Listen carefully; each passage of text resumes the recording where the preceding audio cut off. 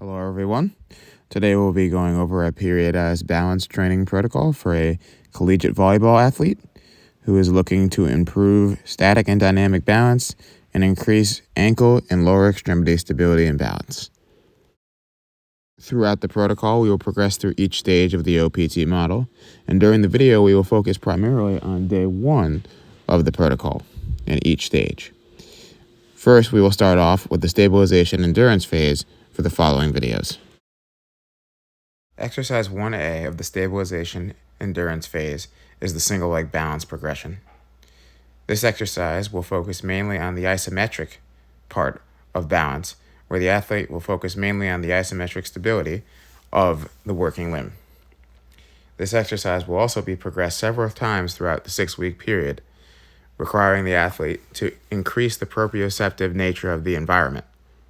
You will notice throughout this exercise, I progress through the floor to an Eric's ped to eventually a Bosu ball, which will increase different planes of motion required for the athlete to balance and stabilize on during sport-specific activity. Different things to look for during this exercise is to make sure that the athlete maintains a slight bend in the working limb and keeps that throughout the entirety of the exercise. A good cue to use is to try and have the athlete focus all of the weight into their midfoot in order to try and stabilize under the new proprioceptive challenges that you are placing upon them.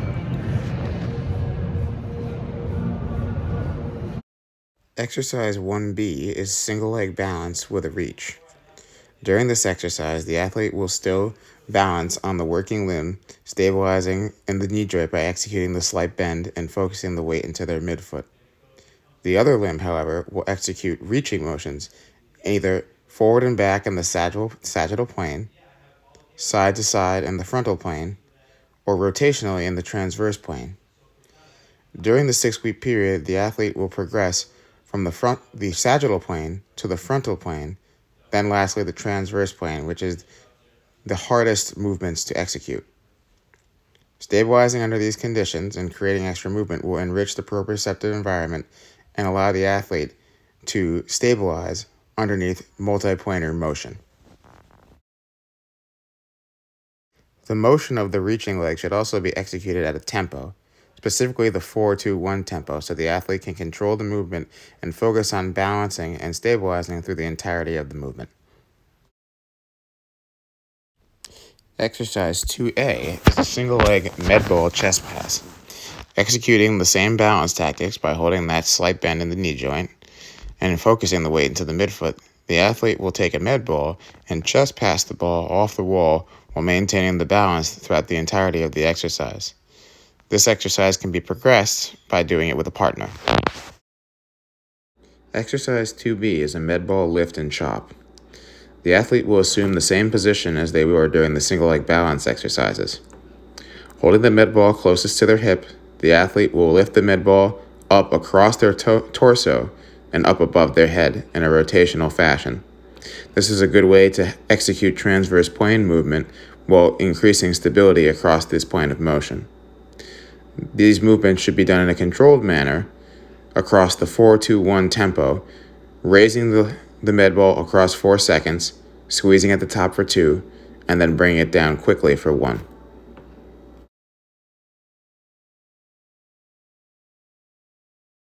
The next phase we will progress through during the balance training protocol is the strength endurance phase. During this phase, the athlete will begin to implement different weight increments and resistance increments in order to increase the strength of the balanced limb. Exercise 1A is a single leg squat to bench. During this exercise, the athlete will hinge their hips backwards and flex their knee joint while squatting low to the bench, focusing most of the weight into their heels or midfoot. You want to avoid placing weight in the toes during this exercise. In the first progression, you see me using a TRX to control the eccentric load of the exercise. The following progression of the exercise will include adding a weight stimulus via a dumbbell or kettlebell. The tempo during this exercise will be 1-1-1 as compared to when the TRX was being used at a 3-2-1 tempo in order to improve the eccentric loading. Exercise 1B is a single leg RDL. Holding a slight bend in the working knee and focusing most of the weight into the midfoot, the athlete will hinge their hips backwards and flex their non-working hip upward while maintaining dorsiflexion and flexion in the non-working knee joint. This should be a controlled exercise, controlling the tempo as the athlete hinges backwards posteriorly and then flexes upward in a quick motion to hold the balance at the end of the movement.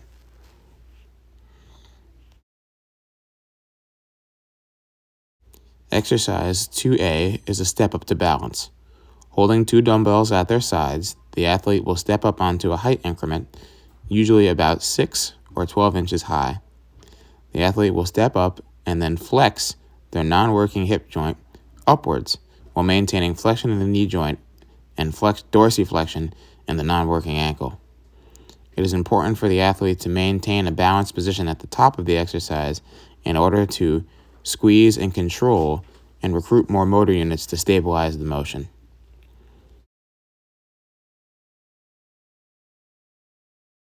Exercise 2B is a forward lunge to balance. Holding 2 dumbbells at their sides, the athlete will step forward into a lunge position, making sure both knee joints are flexed at a 90-degree angle.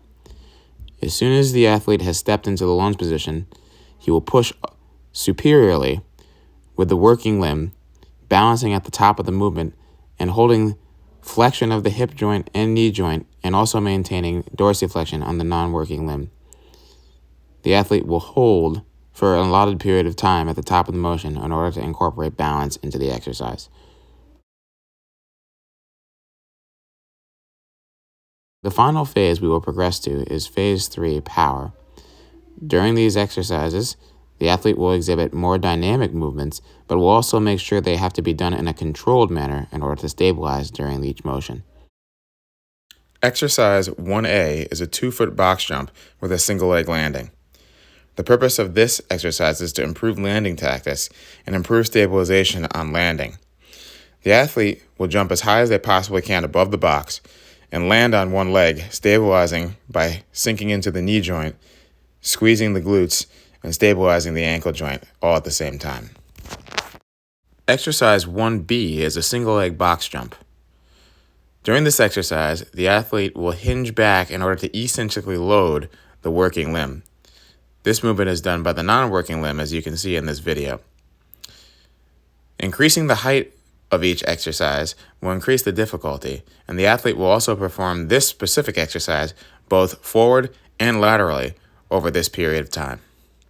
It is important to make sure that when you land with a slight bend in your knee. Focus the weight into your midfoot upon landing, and try to land as softly as possible in order to increase control on the landing. Controlling the landing is the most important part of this, and increasing height should not be done until an athlete has optimal control prior to moving upwards and increasing the difficulty. Exercise 2A, or lateral bounds. During this exercise, the athlete will push side to side by jumping and landing on each leg singularly. You'll notice in this exercise, I like to use circles or rings for the athlete to have a reference point for them to land on. It is also important to make sure that the athlete stabilizes upon landing and holds the landing for at least 2 seconds in order to load the joint for the next jump. Exercise 2B is a lateral depth drop. During this exercise, the athlete will stand on a height increment on the non-working limb and step off into the working limb, loading their leg upon landing. This exercise is very helpful when trying to help the athlete maintain control during eccentric loading. This will help the athlete make sure that they can produce optimal force and handle forces placed on it during intense and dynamic sport activity. Control during this exercise is extremely important. Thank you very much for tuning into this video containing the balance training protocol over the multiple stages of the OPT model. Each exercise will be extremely important in helping the athlete stabilize the joints of the lower extremities and also be able to evenly distribute force and handle forces that are placed upon them during dynamic and explosive exercise and the movements that have to take place during sport-specific activity. Hopefully this helps you guys understand balance training concepts overall. Thank you.